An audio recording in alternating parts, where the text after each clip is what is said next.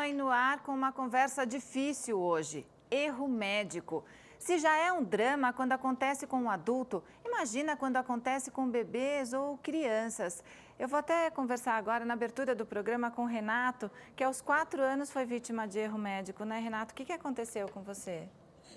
Eu tinha uma doença chamada genovalgo e fui fazer uma correção no joelho.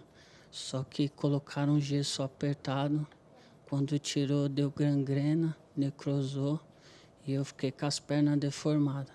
Aí você passou a vida com um problema na perna, é isso? Isso.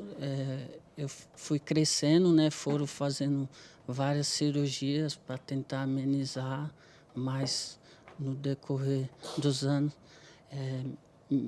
meu corpo não sustentou mais o peso das pernas, né? E eu tive que tomar a decisão de amputar a perna. Então você acabou perdendo as 2 pernas. Isso. Você está com quantos anos hoje? Hoje eu estou com 34 anos.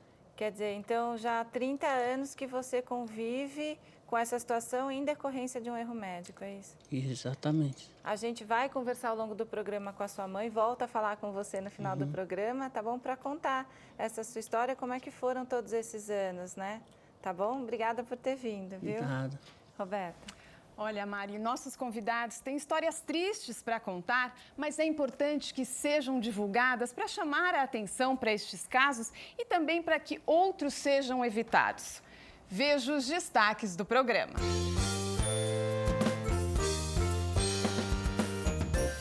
Ao receber um diagnóstico com algum problema mais sério de saúde, você aceita de imediato ou procura ajuda de outros especialistas? E daqui a pouco você vai conhecer a história do Natan, esse garoto sorridente, 14 anos, mas que por demora no atendimento, no parto, teve paralisia cerebral. A luta por justiça e a união dessa família você vai ver na nossa reportagem aqui no Papo de Mãe. Nós convidamos a Viviane, a Valdete, que é mãe do Renato, com quem eu conversei, e também a Rosângela, que vão contar aqui o que aconteceu com os filhos delas. E para nos orientar na conversa, estão aqui o Dr. Otelo Quino Júnior, conselheiro do CREMESP, que é o Conselho Regional de Medicina de São Paulo, e a doutora Edna Vieira, advogada especializada em erro médico. Obrigada pela presença de vocês aqui no Papo de Mãe. A Viviane é de Tupã, no interior de São Paulo, fez uma viagem longa. Veio especialmente para participar do Papo de Mãe. 7 horas de viagem. 7 horas. E Viviane, conta pra gente, quantos filhos você tem? Tenho 3 filhos. Tenho uma Pietra, de 15 anos, a Poliana, que hoje está com 11, e o Davi, que tem 2 aninhos. E foi com a Poliana que aconteceu um erro médico? Foi com a Poliana, quando ela tinha 4 anos. O que aconteceu? Poliana, ela teve uma gripe e eu a levei no hospital. Deixaram ela internada por precaução, falaram que ela estava com uma pneumonia, ficou internada. Dia 14 de maio, ela deu entrada, 14 de maio de 2008. O pediatra aconselhou o acompanhamento de um pneumologista para saber como que estava o caso. O pneumologista apareceu dia 19, vários dias depois. Ficou bastante tempo internada. Nesse meio tempo, a pneumonia dela evoluiu e precisou fazer uma drenagem de tórax. No dia que acumulou água no pulmão, isso, aí tinha que fazer uma cirurgia. Uma drenagem de tórax. Eles falaram para mim que esse procedimento, se você for extrair o dente, é muito pior. Que é um procedimento simples, que se faz em pronto-socorro, tudo tal. Mas que tinha que tomar anestesia. Até por conta ela ter 4 anos, ser uma criança totalmente ativa, medo de injeção, então tinha que estar anestesiada. Na porta do centro cirúrgico, aí que eu conheci o anestesista. Veio o anestesista, a enfermeira-chefe na época. E o anestesista, ele não falou nada para mim. Ele virou, a Poliana estava com muito medo, chorando, gritando. Ele não perguntou o peso dela? Não. O anestesista simplesmente virou para a enfermeira e falou assim, fala para a mãe segurar que ela vai cair. E aí a Poliana gritou mais ainda.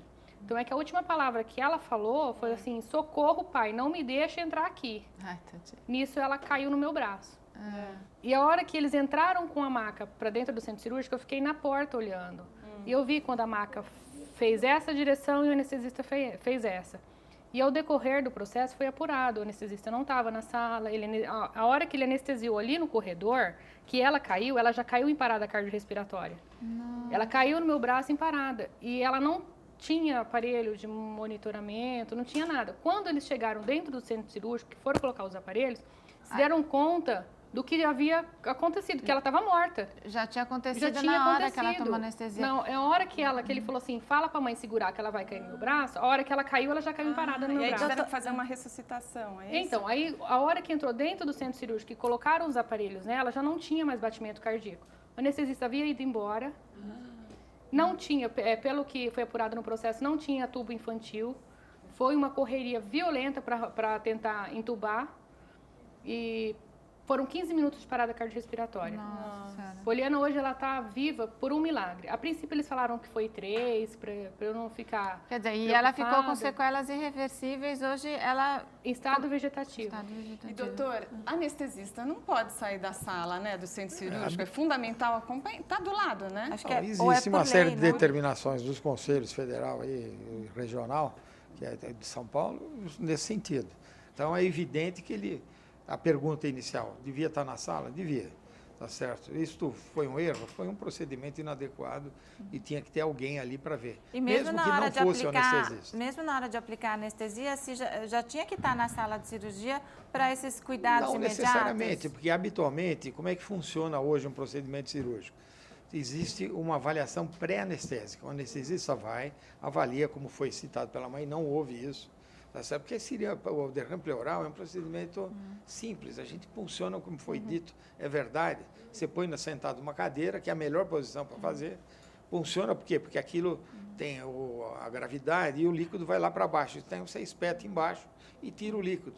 Por quê? Porque o líquido restringe a respiração. Mas por orientação, quer dizer, na hora que um paciente recebe uma anestesia, precisa estar atento ali para qualquer reação, né? A partir da anestesia, o médico tem que estar ao lado do paciente. Quer dizer, Em o anestesista qualquer tem que circunstância. permanecer no centro cirúrgico, é uma Tem que orientação. permanecer ao lado do paciente. E até o questionamento do CRM, acho que não consta aqui nesse processo, mas o questionamento do CRM foi em relação dele ter feito esse procedimento no corredor, dele não ter acompanhado, porque se ele faz isso lá dentro, no centro cirúrgico, e isso acontece, o que se faz? A traqueostomia. E eles falam que não foi feito, que isso aí é o procedimento de emergência, porque o médico questionava, não, mas ela foi uma criança difícil de entubar, não conseguiu entubar, tudo. Mas aí o CRM falou assim, não, mas tem o procedimento da traqueostomia. Só faltava culpar a vítima, Então, né? não, mas foi culpada a vítima. No processo, 4 anos. chegaram a dizer que a culpa toda foi da Poliana porque ela entrou no hospital doente. Sei. Isso aí Que constou no absurdo, processo. não. Ela fez uma cirurgia agora em Você outubro. tem imagens, né, aí dela Tem. andando de bicicleta Tem. dias antes da cirurgia? Dias antes, foi um mês antes da A gente cirurgia. está até vendo as imagens. Uma menina e- super saudável. Super saudável. Então, ó, daqui a pouco você conta mais como ela tá e também dessa parte jurídica toda, como é que tá esse processo, né? Agora a gente vai saber da Valdete, então, que é mãe do Renato, e você tem uma outra filha, é isso? Filho, Outro filho, como chama o outro? é Jefferson. É mais velho? Ele é mais novo. Mais novo que o É. Renato. E daí o Renato, então, com 4 anos, foi fazer essa cirurgia? Tudo começou com quando ele começou a andar, aí com um aninho a gente já começou a notar, ele era até bonitinho, que ele era gordinho, né?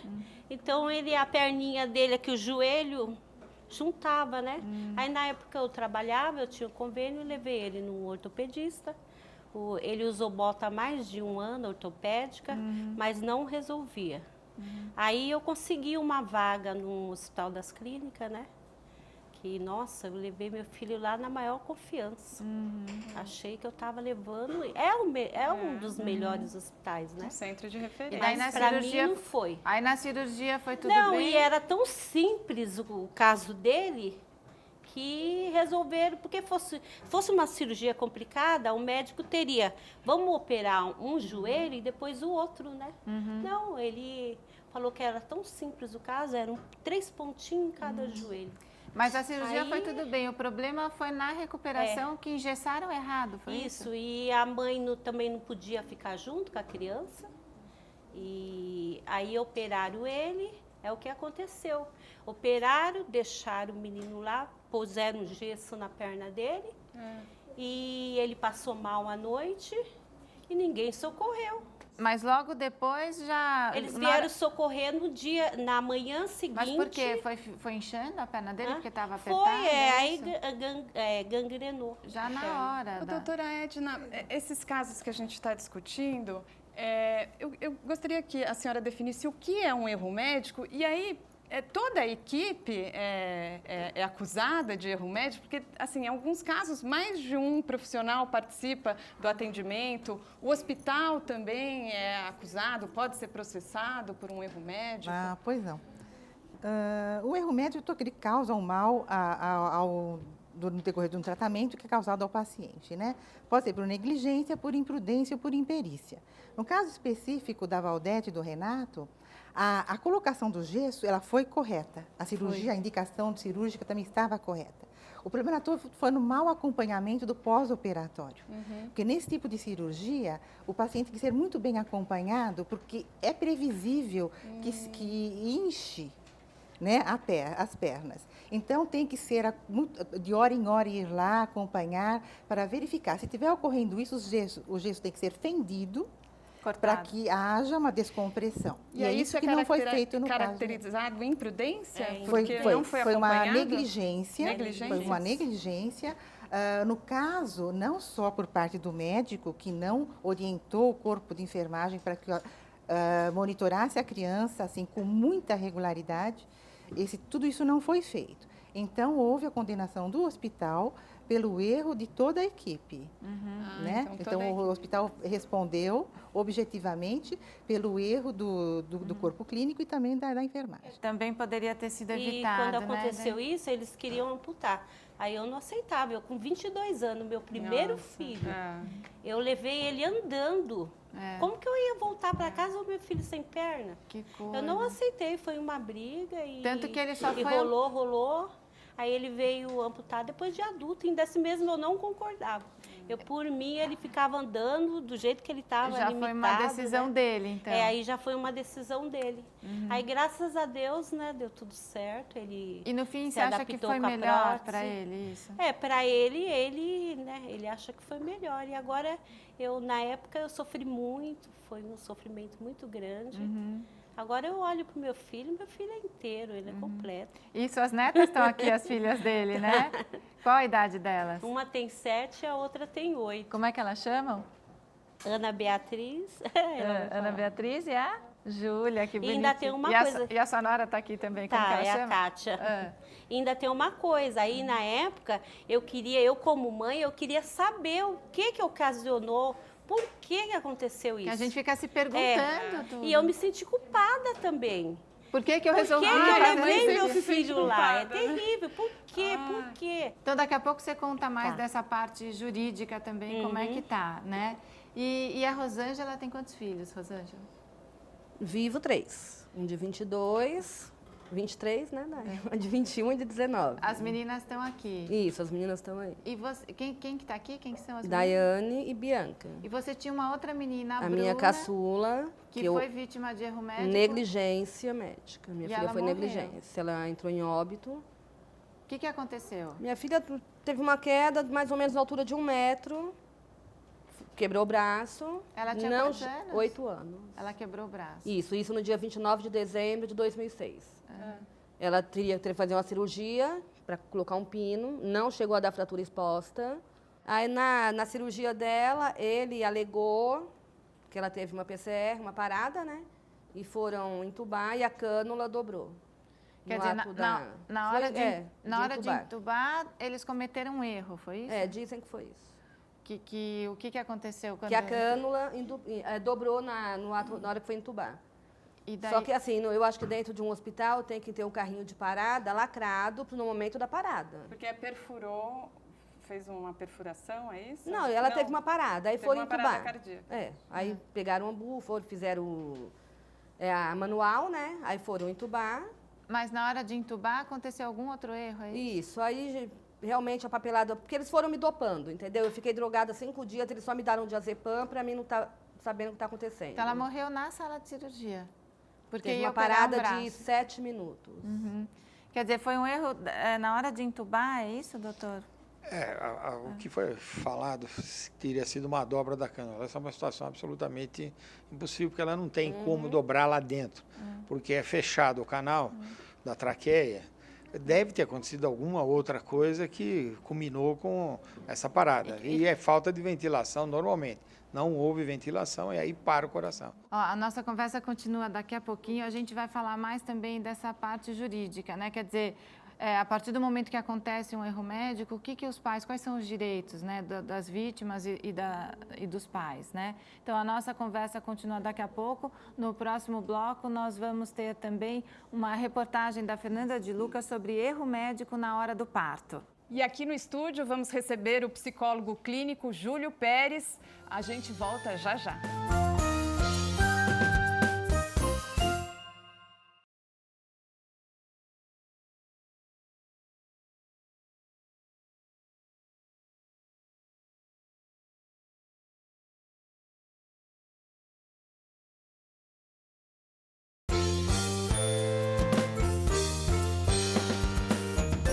Minha irmã morreu com erro médico. Que erro foi esse? Ela foi fazer uma cirurgia de levantamento de bexiga, furaram o intestino, mandaram ela de volta para casa. Ela passou muito mal, levamos 2 dias depois, e aí deu infecção generalizada e ela morreu. Você tem conhecimento de algum erro médico? Sim, o meu próprio. O que aconteceu? Eu estava grávida e a minha filha queria nascer e o médico não queria que ela nascesse, queria esperar o milagre acontecer. Eu não sei o que ele queria. Eu estava com 40 semanas de gravidez e eu ia para o hospital, a bolsa já estava rompida, boca rota, né, que chama, e ele não queria operar. E minha bebê nasceu roxa, completamente roxa. Você tem conhecimento de algum erro médico? Tenho. Uma vizinha minha, ela foi fazer uma cirurgia bariátrica e teve um erro médico e acabou ela falecendo, vindo a falecer devido a isso. Um erro médico ocorrido com meu pai, que estava internado no servidor público. Ele foi atropelado por uma moto e ele ficou fazendo tratamento. Durante um tempo, ele só mexia os olhos. E acontece que na hora de receber um medicamento aqui nessa região, ele faleceu, bem durante esse procedimento. Mas a gente não foi atrás, não tomou as providências, porque a minha mãe ia ficar muito mexida. Mas assim, foi muito estranho, porque ele já estava em alta e de repente vai fazer o último procedimento para que ele pudesse ir para casa e aconteceu esse incidente. Infelizmente o dano já foi feito, né? Já ocorreu. A única coisa é você vai ter que entrar na justiça. Mas não se resolve muito, né? Eles vão sempre ter uma justificativa. Infelizmente é isso, entendeu? Vai ter uma justificativa. Não se tem lei, não se resolve nada. Brasil é tudo, né, uma palhaçada, digamos assim.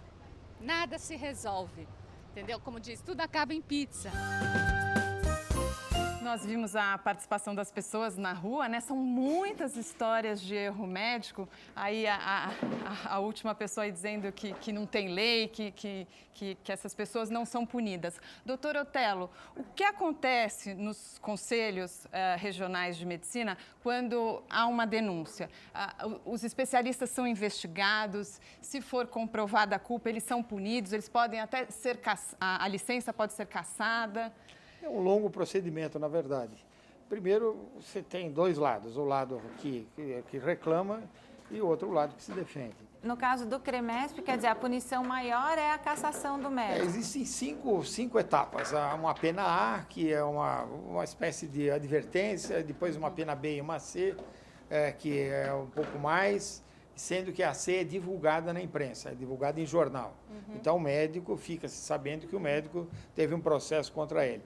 A A e a B são penas um pouquinho mais brandas, mas isto pode evoluir para a pena D, que é cessação do exercício por prazo determinado. Ele interrompe, ele fica suspenso a sua atividade e se ele exercer a atividade nesse ponto, ele pode até ser cassado, dependendo do que ele fez. Isso acontece. Tá certo? E a última pena é cassação. Agora, cassação do exercício. Para ele ser preso, doutora Edna, daí quer dizer, em paralelo a esse processo lá no CREMESP, tem o processo criminal também, nesses casos, não é isso? Nem sempre. Nem sempre a família procura a polícia. E o processo, quando é feito um boletim de ocorrência, normalmente é pedido depois do arquivamento pela justiça, é difícil ele ser dado continuidade. Agora, o processo civil, geralmente a pessoa, quando vai ao conselho, ela também entra com o processo civil. E a primeira questão que tem que ser feita quando se pega um processo dessa natureza é pegar o prontuário médico. Que o prontuário médico, o paciente tem total direito de acesso a ele. Então, tem que ser pego esse prontuário, feita uma boa análise por um médico, de preferência especialista naquela matéria. Depois disso, sim, é que se vai começar a fazer a ação civil, que é também bastante demorado, um processo bastante longo. Elementos do processo do conselho também são utilizados no processo civil, E quais como são prova os emprestada. direitos da pessoa que sofre o erro médico nesse processo civil? Pois não.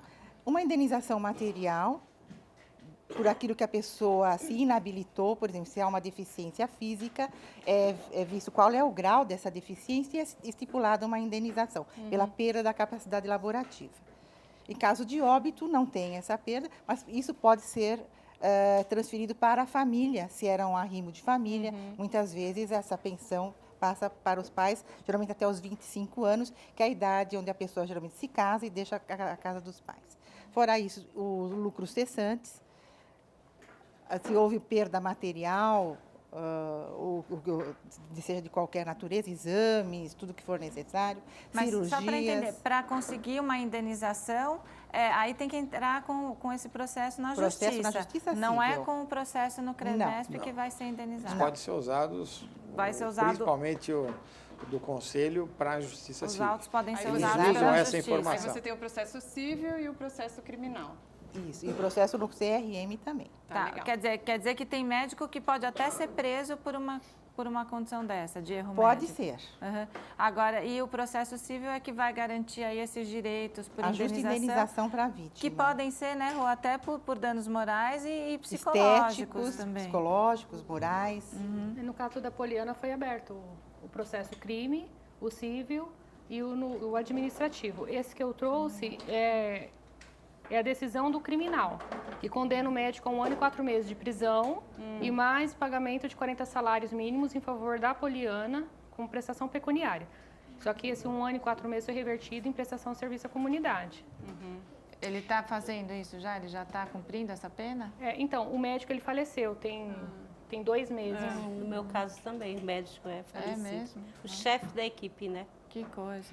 Olha, agora aqui com a gente está também o psicólogo clínico e doutor em neurociências, Júlio Pérez, autor do livro, eu vou mostrar aqui para o Já, Trauma e Superação, o que a psicologia, a neurociência e a espiritualidade ensinam. Obrigada pela presença aqui mais uma vez no Papo de Mãe, Júlio. Muito obrigado. E a gente até pode falar um pouco, até tem os danos morais, né, os danos psicológicos. Eu fico imaginando, né, você superar um trauma já é difícil. Imagina ainda você ter que lidar com essa indignação de você pensar, poxa, não era para ter acontecido, foi um erro médico. E ainda você buscar forças para lutar por justiça, né, Isso. Júlio? Essa situação envolve muito sofrimento, né? A minha prática clínica hoje envolve 25 anos e eu posso observar no meu dia a dia que a perda de filhos figura entre as maiores dores psicológicas da humanidade, assim como acidentes e enfermidades nos filhos. Quando há um erro médico, esse quadro fica ainda mais grave. A gente estava conversando agora sobre indenização, né? Qual seria a indenização a um sofrimento sem tamanho? Não tem. Não há indenização para aquela dor de uma enfermidade, de uma perda de um filho e que possa arrefecer esse sofrimento. Então, os pais buscam essa indenização, essa justiça, e que é muito importante que busquem. No entanto, o caminho da superação ou do alívio do sofrimento não passa por essa dimensão, entre aspas, advocatícia. Entendi. É um outro caminho. E vale a pena colocar isso, porque muitas vezes os pais cultivam, de maneira inconsciente, o sofrimento da perda do filho como se o sofrimento fosse o último elo de conexão com o filho, né? Quando, na verdade, não é o último elo, né?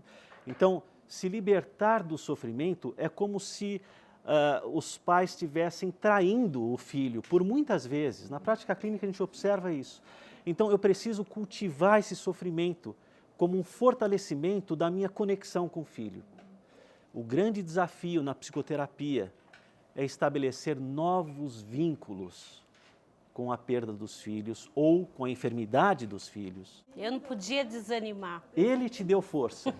Você como mãe... Eu chorava, ele falava, mãe, para. Isso. Agora, o que eu queria perguntar para a Rosângela, o que a gente ouve muito assim, nada vai trazer sua filha de volta, né? Nada vai trazer sua filha de volta.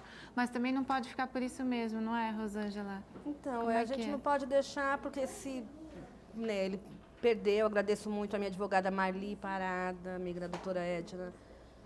Ele perdeu o CRM dele, assim, se eu falar para você, eu tenho ódio desse médico, do anestesista, eu não tenho. Eu não tenho. Minhas duas filhas mais velhas me deram muita força. Elas foram minha mãe quando eu precisei, principalmente minha filha mais velha. Ela me deu muito colo também. Fiquei 2 anos, literalmente, dormi 2 anos. Então. Quando eu acordava, eu estava dentro do cemitério. E aí ele perdeu a licença dele no processo no CRM. E tem outros foi processos federal, também? Né? Foi para federal, ele perdeu. Tem o cível. Só que assim, o cível é um processo que eu não estou pegando muito, lógico. Está no arrolamento, vai, mas é uma coisa que eu não estou me apegando.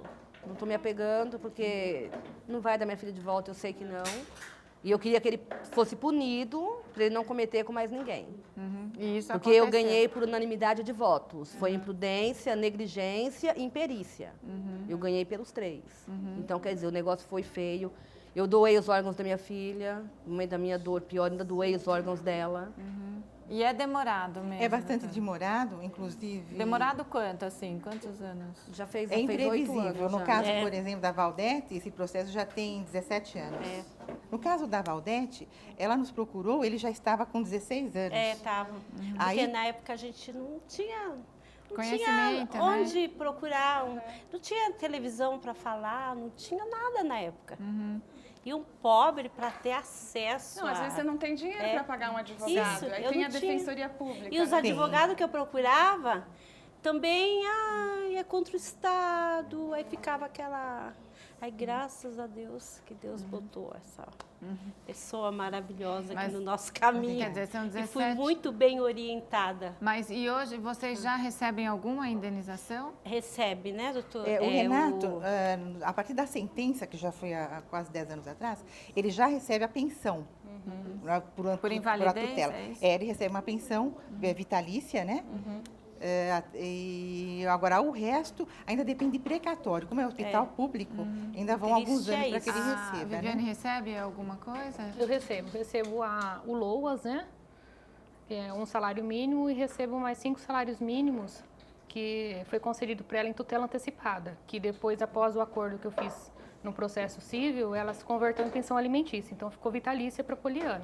Mas e ainda tem algum processo correndo? Não tem mais processo. E a Viviane hoje é estudante de Direito? Estudante Você de foi Direito. fazer Direito para entender aí? Fui fazer o Direito. Você tinha Direito, né?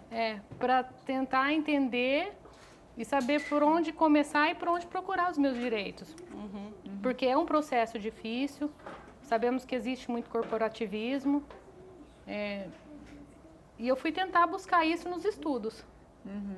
E como a gente está vendo, histórias, infelizmente, mais comuns do que a gente imagina são as que envolvem, né, erro médico e também na hora do parto. Aí a vítima pode ser a mãe, pode ser o bebê, e é esse o assunto da reportagem da Fernanda de Luca. Vamos assistir.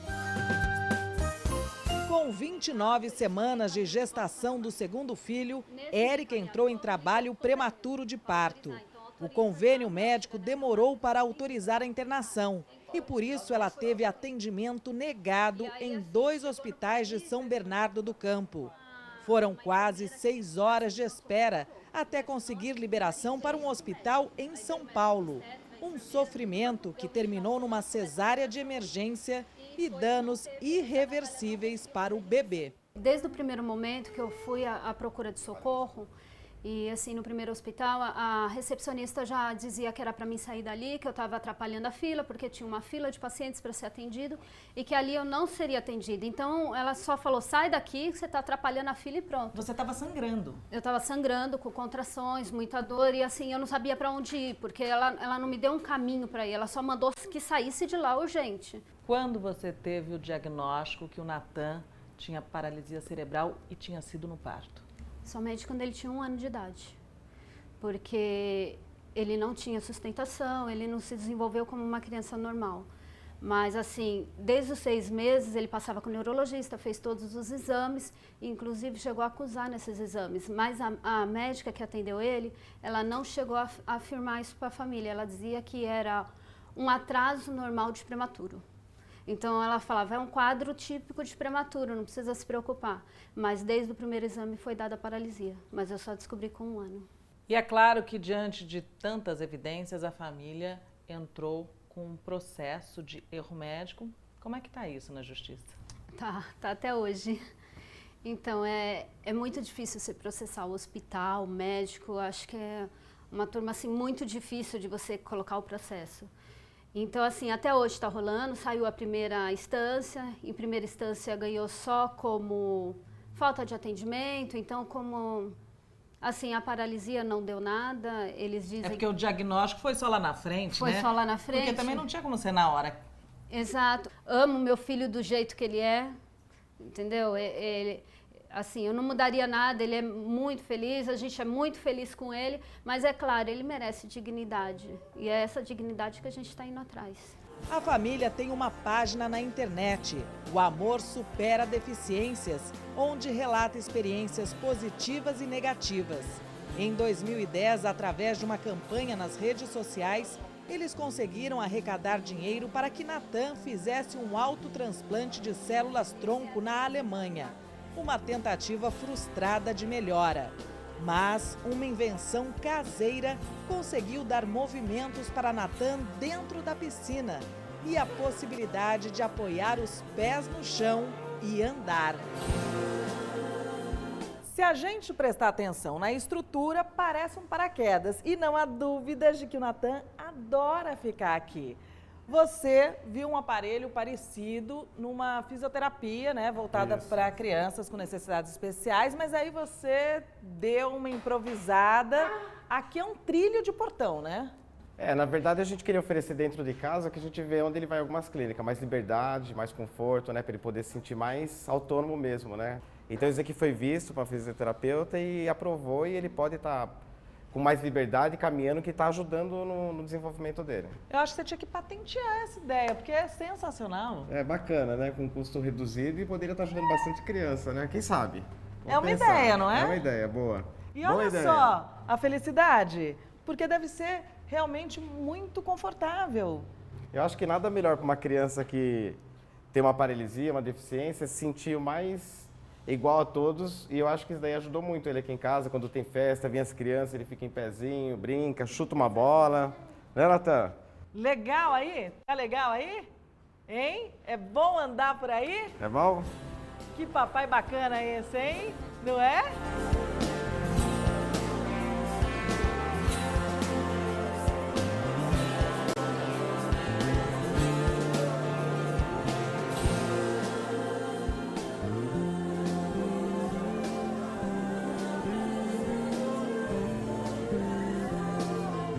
Os pais se tornam inventores, né? É uma coisa de superação mesmo, né? Um exemplo belíssimo dos pais. Belíssimo. Porque a expectativa dos pais em ter uma criança saudável, quer dizer, é praticamente como se já houvesse uma linha de futuro interrompida. Então, a dor dos pais, quando recebem notícias desse tipo, de enfermidades, não só de erros médicos, mas de mesmo mortes durante a gestação, é uma dor terrível. E o caminho existe para a superação. E você vê que é importante, né? Porque a criança está tão feliz porque os pais estão passando isso para ela, né? O amor como um caminho de superação, há uma ressignificação da relação com a perda, com a dificuldade. Quer dizer, a mãe e o pai, super afetuosos, cresceram certamente e dão um belíssimo exemplo para muitos pais que atravessam situações parecidas no momento agora, né? A psicoterapia também tem ajudado muitos pais a superarem essas dores. Então a conversa já continua. Olha, no próximo bloco vamos conhecer a ONG Justiça é o que se busca. O Papo de Mãe sobre erro médico volta já. Continue com a gente aqui na TV Brasil.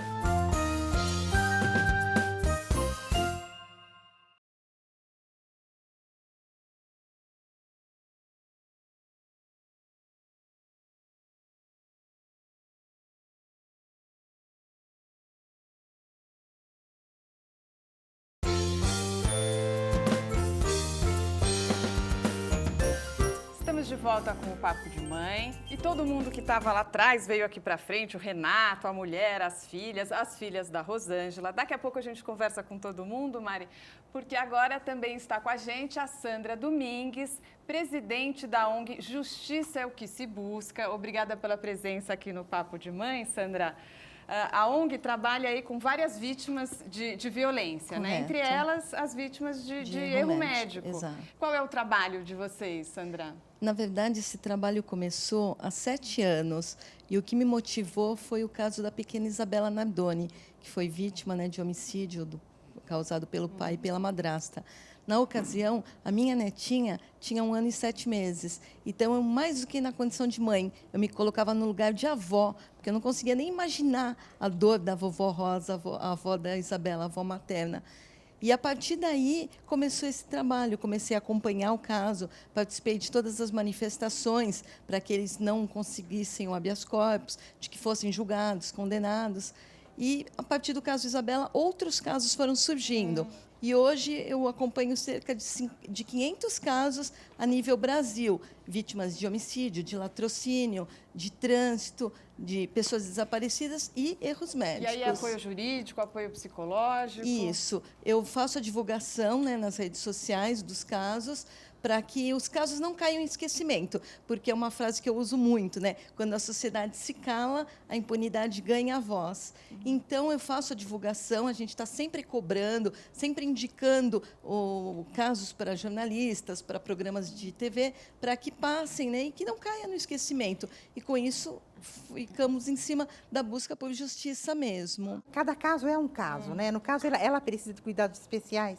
Então, o juiz antecipou isso para que ela tenha um tratamento digno desde já. Não há condição de se esperar até o final. Mas ela se alimenta, a sua filha se alimenta através de sonda, tem todos os cuidados. Não, a sonda nós conseguimos tirar. Ah, conseguiu tirar. Mas assim, ela tem todos os cuidados especiais em casa? Porque é muito difícil, porque pode aspirar, é uma situação complicada, né? Só que nós aprendemos a lidar com essa situação. Mas o Renato, sua mãe falou que você recebe uma pensão também, né? Uma pensão. E, além disso, você ainda está com o processo correndo na Justiça. São os danos morais, né? Que ele ainda vai receber, porque é precatório, que é contra o Estado. Que é esse que está há 17 anos. Exatamente. Uhum.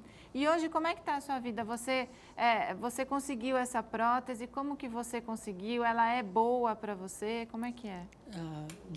Digamos que ela quebra o galho, mas que nem no hospital que eu passo mesmo, eu tenho que pegar aquelas que eles dão, que o SUS fornece, né? A gente vê que uma é diferente da outra? Isso.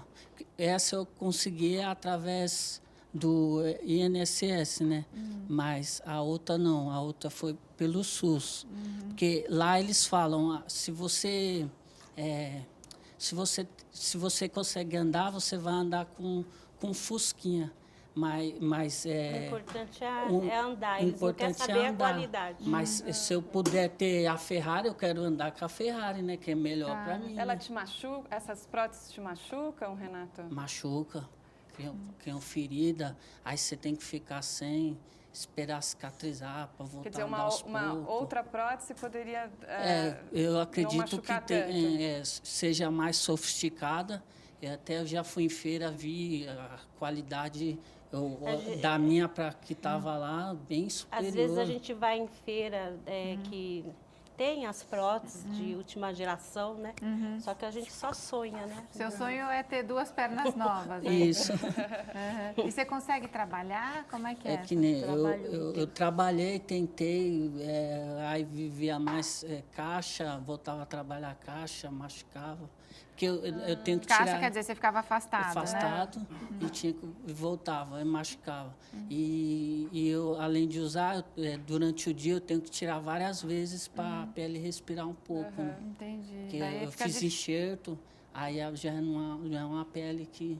Quer dizer que você fica difícil até para conseguir ele trabalhar. usa uma meia de silicone e essa meia, o valor dela, só a meia, custa R$1.000. Nossa Senhora. E como é que é? As meninas te ajudam? Elas, cada um tem uma perna. Aí se eu peço uma atrás, a outra atrás, a meia. E a sua esposa está aqui também, como é que ela chama? A esposa chama Kátia. E a Kátia ajuda bastante. Também. Ela é minhas pernas. Deixa as meninas falarem, então. Como é que você faz para ajudar o papai?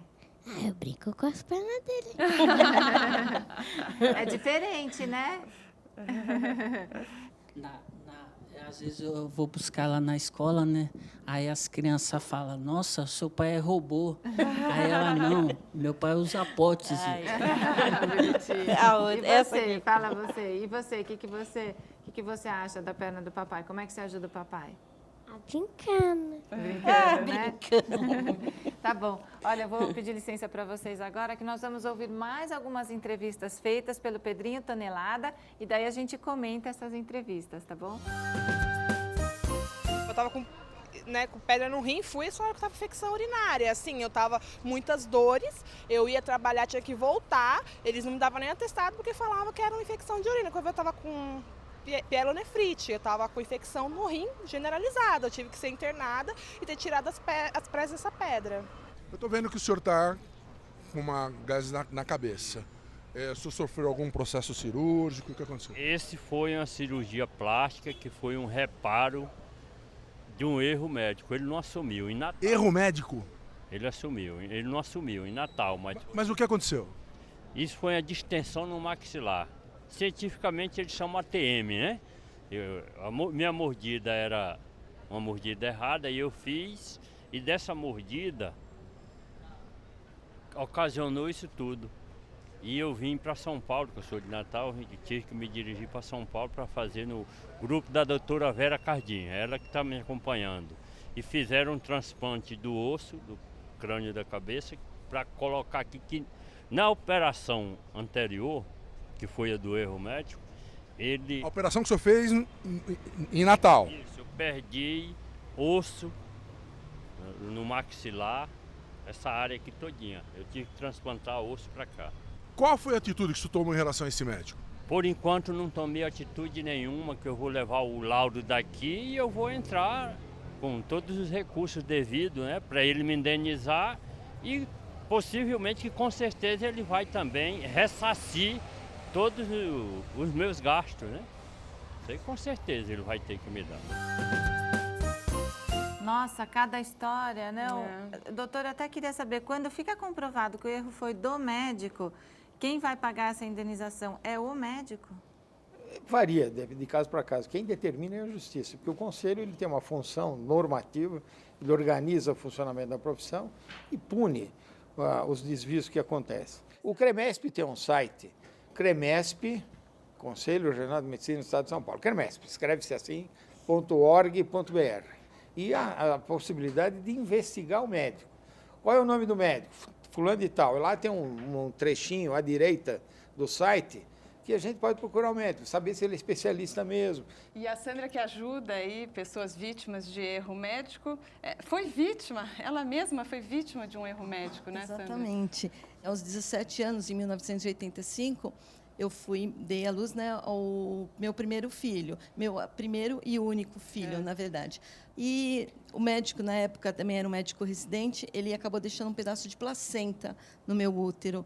E eu tive uma infecção puerperal, fiquei por 3 meses internada. Nossa. Meu filho teve alta e eu continuei no hospital. Fiz várias cirurgias para tentar salvar o útero e não consegui. Acabei perdendo o útero e o meu filho foi o meu único filho. E graças a Deus, o meu filho me deu 2 netos maravilhosos, sendo a primeira, a minha neta, que é onde eu me realizei como ser humano. E a Rosângela contou pra gente que as suas filhas te ajudaram muito, né? E elas estão agora aqui na sua frente também, a gente vai conversar com elas. Daiane, você tinha quantos anos quando a sua irmã morreu? Eu tinha 12, faltavam uns 15 dias para fazer 13. E o que você lembra do que aconteceu, assim, dessa época? Foi bastante sofrimento, assim, na época, muito sofrimento. Porque, na verdade, vocês ficaram sabendo só que ela quebrou o braço. Que ela quebrou o braço e estava na UTI. Quando minha tia falou que estava na UTI, eu já fiquei, eu fiquei com muito medo, porque eu era muito apegada a ela. Minha mãe, ela já tinha depressão antes, aí quando minha irmã faleceu, piorou 1000 vezes. E eu, como sou muito apegada à minha mãe, era minha mãe 24 horas, não queria ir para a escola, era minha mãe. E ela foi melhorando aos poucos. Às vezes ela tem umas recaídas, mas a gente está aí para ajudar ela. E a Bruna era entre vocês duas, é isso? Não, era caçula. Era depois da Bianca. Bianca, você tinha quantos anos, Bianca? Tinha 10 anos. E você, o que você lembra dessa? Poucas coisas, quase nada. E Rosângela, hoje, quando você vê que algumas famílias ainda passam por situações assim, né? Qual é o sentimento que vem, assim, ver que isso ainda acontece? Revolta. Fico muito revoltada, porque eu sei, olha, como eu falo, eu não desejo para ninguém. Ninguém fala, eu imagino sua dor. Não, ninguém imagina. Então é revoltante saber que a gente mora num país desse e ter tanta negligência ainda. E eu sei porque eu fiz muito estágio dentro de hospital. Eu sei alguns médicos como são. Você fez estágio como enfermeira? Eu sou técnica. Técnica em enfermagem. Isso. Gente, infelizmente chegou ao final o tempo do programa. Eu vou passar uma última rodada para quem quiser divulgar, se tiver site ou páginas também no Facebook, né, da ONG também. Você chegou a fazer alguma coisa nesse sentido? Tenho página. Ou se quiser fazer algum pedido até para a gente ajudar os filhos. Fala você, Vivi. Eu tenho a página no Facebook da Poliana, que é Erro Médico, Caso Poliana. E o nome dela é Poliana, Poliana. Né? Poliana é aquela que sempre vê o lado bom das coisas. Eu falo que foi uma ironia do destino. O livro da Poliana fala que ela fazia o jogo do contente. E por ironia do destino, ela me ensinou a fazer o jogo do contente. A usar todas essas situações ruins que aconteceram, a reverter e a tentar fazer o contrário. Eu procuro muito viver cada dia. Eu não penso no que ela era, no que se foi. A única coisa que eu penso é que Deus me deu uma segunda oportunidade de tê-la aqui. Deus me deu uma oportunidade de tê-la até 4 anos normal, e depois Deus me deu a oportunidade de tê-la, só que numa outra realidade. E eu estou aprendendo a cuidar dela. E graças a Deus eu tenho ela comigo. E é isso que importa. Que bom, tudo de bom para vocês. Obrigada. Tá bom? E você, o Renato e a Valdete? Eu vou falar que ele fica nervoso. Eu queria fazer um pedido, né, para se tiver alguma empresa que puder ajudar meu filho com uma prótese melhor, porque até então a gente não tem condições de bancar, né, uma prótese boa para ele. E ele está sofrendo que com por essas. enquanto ele só usa a que é fornecida pelo SUS. E ainda a qualidade uma diferente da outra, né? Fica. Como diz meu colega, ser deficiente custa caro, né? E outra, ainda é muito caro. Tudo para deficiente é caro no Brasil. E vamos ver se aparece, então, uma prótese melhor para ele, né? E a Rosângela? O mesmo recado que passo para as mães, muita atenção mesmo. Tenta saber o que estão administrando nos seus filhos, né? E o que eu tenho para falar é isso, muita atenção mesmo, porque é muito triste mesmo você colocar um filho andando, sabendo que era uma cirurgia simples, e seu filho sai em óbito, como aconteceu comigo. Tá bom, obrigada por ter vindo e dividido a sua história, suas filhas também. E o Júlio tem o livro, ó, Trauma e Superação. Tem site também para deixar, para divulgar? Clinicajuliopérez.com.br. e com vários artigos a respeito de superação, quem tiver interesse, né? E o recado que eu deixaria de coração e como psicólogo clínico é que, por maior que seja a dor, não se percam na dor. Viabilizem a luminosidade, a possibilidade de aprendizado, de aliança com a dor. A dor também ensina muito.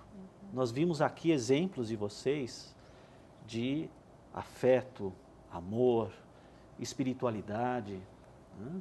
Então, são vários os possíveis caminhos para a atenuação dessa dor. Obrigada. Verdade. A doutora Edna? O número de processos que chegou ao Superior Tribunal de Justiça nos últimos 4 anos aumentou 140%.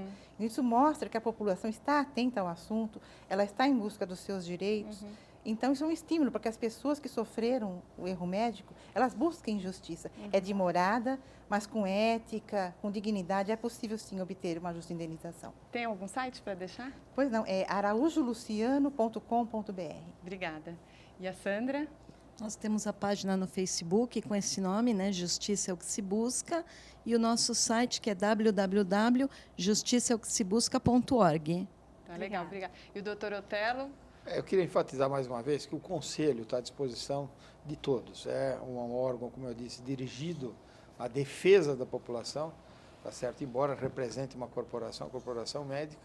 E lembrar que, também já foi dito aqui, que o direito de reclamar é um direito constitucional. Todos têm o direito de fazer a reclamação, façam-se assim entender. Vou citar novamente o site do Conselho, cremesp.org.br. E lá tem uma série de informações que são úteis às populações, inclusive algumas coisas de notícia sobre saúde. Então, obrigada mais uma vez a todos por terem vindo aqui participar do Papo de Mãe.